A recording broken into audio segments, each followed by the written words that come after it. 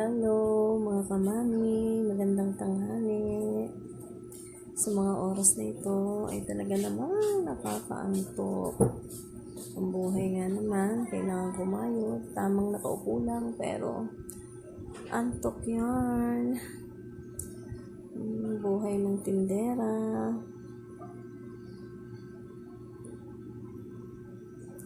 Nakakaantok magbantay habang nag-aantay ng mga customer.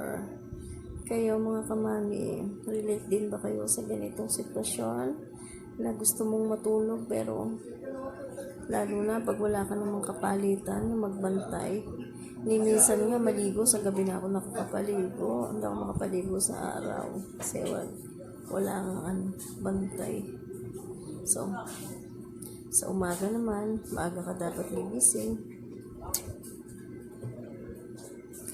Tiis-tiis lang kasi ito ang buhay natin. Wala namang ibang ikabubuhay kung hindi ito lang. Ito lang nakad. Lunes na naman bukas.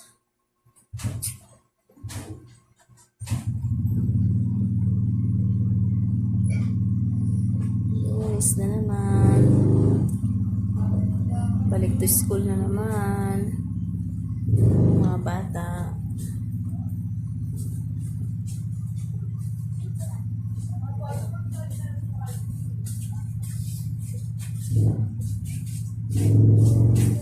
Antok yan. Antok.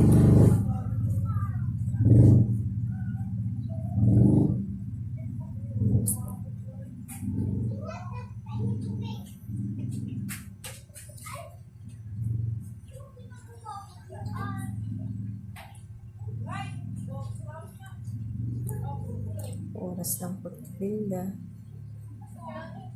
Mga ganitong oras. Yung isang kapwa tindahan ko pala, sarado yun. Magsasara yun ng alauna or 12:30 hanggang 4 o'clock na siya. 4 o'clock, mag-open na siya. Ako kasi dire-diretso. Kasi sa umaga naman, tanghali na rin naman ako naglalabas ng tinda. Kaya,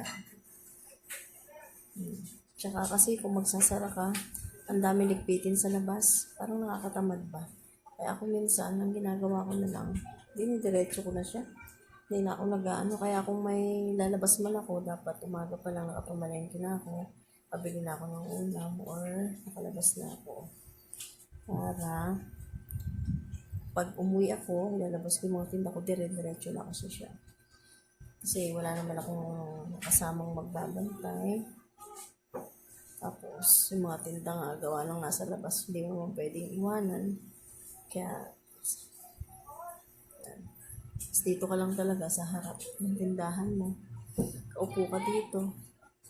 Kasi nga yung mga dumadaan, may paninda tayo sa labas, hindi natin alam kung may duduit ba or kukuha.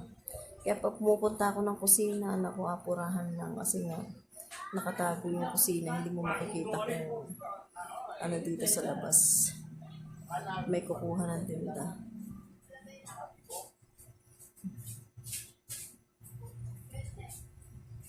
Kayo ba mga kamami?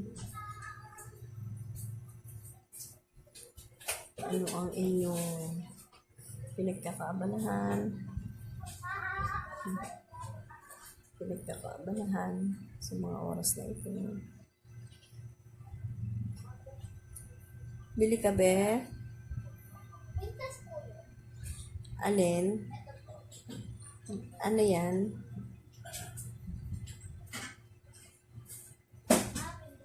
Rilo siya. 5 pesos siya.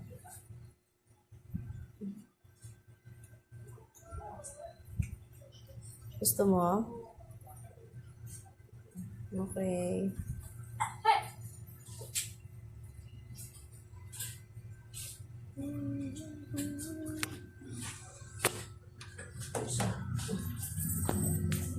Ano usapan niyo, Mrs. Scott? Ganun nga po. Na, solid na lang yan, ano? Hindi po, magpapaskin daw po siya. O di sige, kung ano, meron akong papapalit na. Kung ano, mga isang buwan. Sabihin ko, Okay po. Kung may, ano po, May. babalik na lang po. Oo, tatanong naman bukas. Ganun.